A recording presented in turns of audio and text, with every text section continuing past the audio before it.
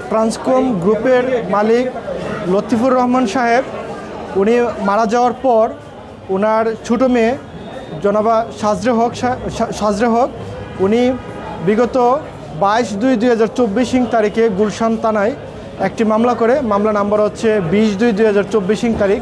ওখানে উনি অভিযোগ করেন যে লতিফুর রহমান সাহেব মারা যাওয়ার পর ওনার বড় মেয়ে সিমিন রহমান উনি শেয়ার ট্রান্সফারের যে ফর্ম 117 সহ শেয়ার ট্রান্সফারের অন্যান্য যে ডকুমেন্টস আছে এইগুলা জালিয়াতি করে উনি হচ্ছে ট্রান্সকম গ্রুপের শেয়ারগুলো উনি ওনার নিজের নামে নিয়ে গিয়েছে এবং পুরো ট্রান্সকম গ্রুপের আপনার কর্তৃত্ব এবং মালিকানা উনি ওনার হাতে নিয়েছে।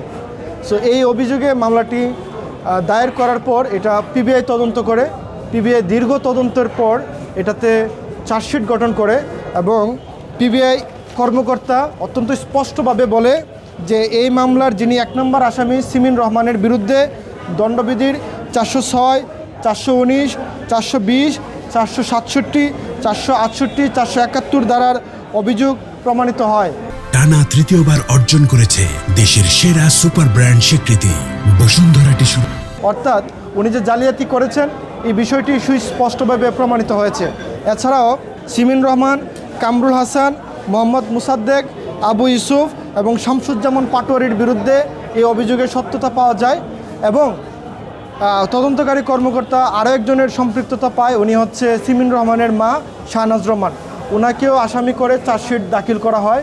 আজকে সেই চার্জশিট বিষয়ে বিজ্ঞ আদালতে আদেশ দেওয়ার জন্য ছিল এবং বিজ্ঞ সিএমএম আদালত 3 এখানে দীর্ঘ শুনানি হয়। দীর্ঘ শুনানি হওয়ার পর বিজ্ঞ আদালত যে চার্জশিট এসেছে এটা সত্যতা খুঁজে পায় এবং হচ্ছে চার্জশিটটি আজকে গ্রহণ করে যারা আজকে উপস্থিত ছিলেন না তাদের বিরুদ্ধে ওয়ারেন্ট ইস্যু করেন এবং আগামী 2/2/2026 তারিখে ওয়ারেন্ট তামিল বিষয়ে প্রতিবেদনের জন্য রাখেন।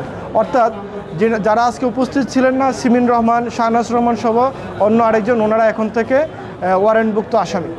পুলিশ যে কোনো সময় গ্রেপ্তার করতে পারবে যেহেতু ওনাদের নামে ওয়ারেন্ট ইস্যু হয়ে গিয়েছে এবং ওনাদের নামে এখন আর কোনো জামিন নাই।